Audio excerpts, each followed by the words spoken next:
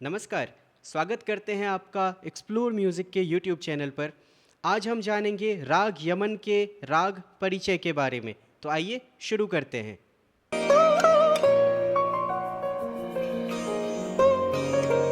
अगर आप हमारे स्टूडेंट हैं तो आपको राग यमन का संपूर्ण पीडीएफ मिल गया होगा।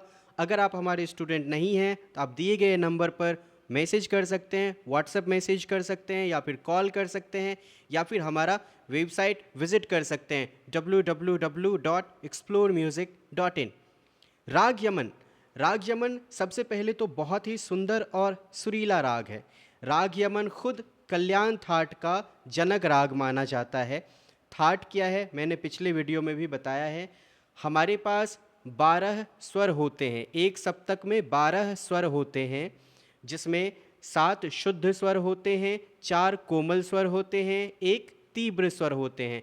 इन स्वरों को मिला करके 10 स्वर समूह बनाए गए हैं, जिसे हम थाट कहते हैं। कुल थाटों की संख्या 10 है, जिसमें से कल्याण एक थाट है जिसमें कि राग यमन कंपोज किया गया है या फिर राग यमन को गाया या फिर बजाया जाता है। तो राग यमन का थाट है कल्याण। जो इसका वादी है वो है गंधार। वादी क्या होता है? राग का मुख्य स्वर, यानी कि राग में सभी स्वरों में जो सबसे ज़्यादा बजेगा उसे हम वादी स्वर कहते हैं। तो राग यमन का जो वादी स्वर है वो है गंधार। समवादी स्वर क्या होता है?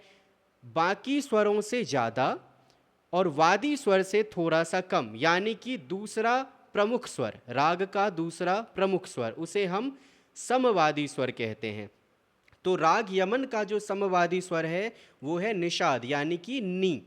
सो थाट कल्याण, वादी गंधार यानी कि ग, समवादी निषाद यानी कि नी। जाति, हर राग की अपनी जातियां होती है, वो उसके स्वरों के ऊपर निर्भर करता है कि उस राग में कितने सुर लग रहे हैं या फिर कितने स्वर लग रहे हैं। तो राग यमन की जो जाति है वो है संपूर्ण, अर्थात 7 स्वर आरोह में, 7 स्वर अवरोह में। अगर 5 स्वर आरोह में लगते और 7 स्वर अवरोह में लगते तो हम उसे औडव संपूर्ण जाति का राग कहते, यानी कि औडव मतलब 5, षाडव मतलब 6 और संपूर्ण मतलब 7।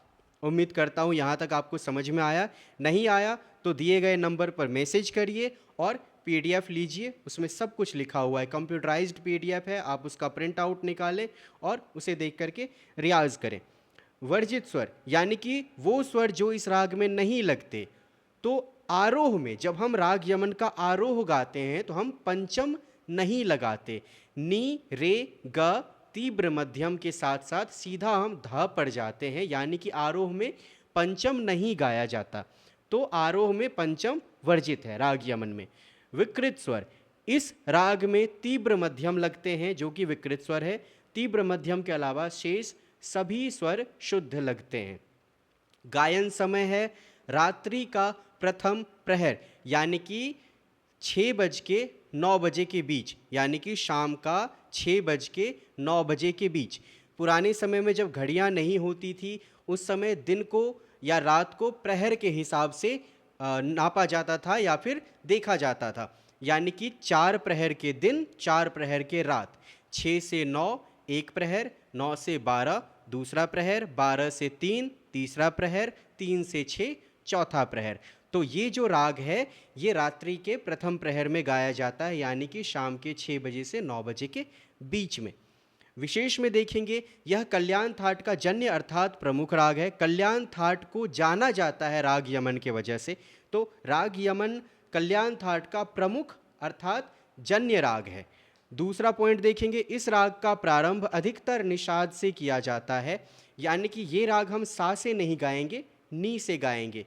निषाद से इस राग की शुरुआत होती है। जब आप क्लास ज्वाइन करेंगे तो ये सारी चीज़ें आपको डिटेल में सिखाई जाएंगी।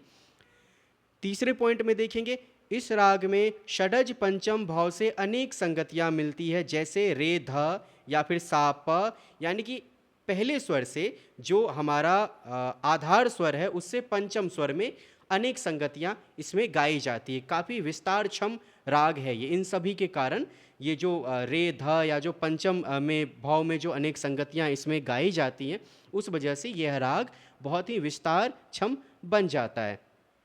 अगला पॉइंट देखेंगे, यह मूल रागों में से बहुत ही लोकप्रिय राग है, यानी कि बहुत प्रसिद्ध राग है, राग यमन।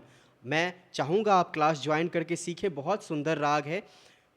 इस राग की प्रसिद्धि बहुत ज़्यादा है, जिसे संगीत की थोड़ी भी समझ है वो जानते हैं कि राग यमन एग्जिस्ट करता है। तो राग यमन बहुत प्रसिद्ध राग है। अगला पॉइंट देखेंगे, सुगम और चलचित्र गीतों में भी इसका उपयोग किया जाता है। सुगम यानी कि लाइट म्यूजिक, सुगम संगीत, और चलचित्र यानी कि प्लेबैक सिंगिंग, जो प्लेबैक गाने हम लोग सुनते हैं अपने डेली लाइफ में, जैसे कि मोह मोह के धागे, लाल इश्क, या फिर सजा दो घर को गुलशन सा, आपने सुना होगा ये सारे गाने, ये सभी राग यमन के गाने हैं। या फिर जब दीप जले आना, आज जाने की जिद ना करो, ये सारे गाने राग यमन में बनाए गए हैं। ख्याल गायन के लिए भी राग यमन उपयुक्त है, ख्याल भी इसमें बहुत तरह से गाए जाते हैं। अगर इस राग में हम दोनों मध्यम का प्रयोग कर दें, यानी कि तीव्र मध्यम के साथ साथ शुद्ध मध्यम का भी प्रयोग कर दें, तो यह राग यमन कल्याण बन जाएगा। अगर सिर्फ तीव्र मध्यम का प्रयोग होगा तो यह राग यमन कहलाएगा। अगर तीव्र मध्यम के साथ साथ शुद्ध मध्यम का भी प्रयोग होगा तो यह राग यमन कल्याण बन जाता है। उम्मीद करता हूँ आपको ये समझ में आया होगा। अब आगे की जो पीडीएफ है उसमें आपको इसके आरोह अवरोह पकड़, सरगम गीत, बंदिश, आलाप, तान, बोलतान सब कुछ विस्तार पूर्वक लिखा हुआ है। मैं चाहूँगा आप दिए गए नंबर पर मैसेज करें और पीडीएफ ले लें हमसे और उसे देख कर के रियाज़ करें। अगर आप हमारे स्टूडेंट हैं तो ये पीडीएफ आपको फ्री में मिल गया होगा, नहीं है तो आप हमारा क्लास ज्वाइन करें, आपको सारे पीडीएफ बिल्कुल फ्री में मिलेंगे, बिल्कुल मुफ्त में मिलेंगे। ठीक है। अब राग मैं आपको यूट्यूब पर नहीं सिखा सकता, क्योंकि मैं यहाँ पे तो मैं आपको सिखा दूंगा, फिर आप उसको सही गा रहे हैं गलत गा रहे हैं ये देखने वाला कोई नहीं है। तो मैं नहीं चाहता कि मेरे वजह से आपका गला खराब हो जाए या मेरे वजह से आपका सुर खराब हो जाए। 10 मिनट में पूरा राग नहीं सीखा जा सकता। मेरे गुरुजी एक राग मुझे 3 महीने में सिखाए हैं, मैं आपको 10 मिनट के वीडियो में पूरा राग नहीं सिखा सकता। ये इंट्रोडक्शन है राग यमन का। अगर इच्छा हो सीखने की, हमारी ऑनलाइन कक्षाएं चलती है, 1-on-1 क्लास होती है, आप अकेले बैठ के सीखेंगे, आपके क्लास में और कोई भी नहीं होगा।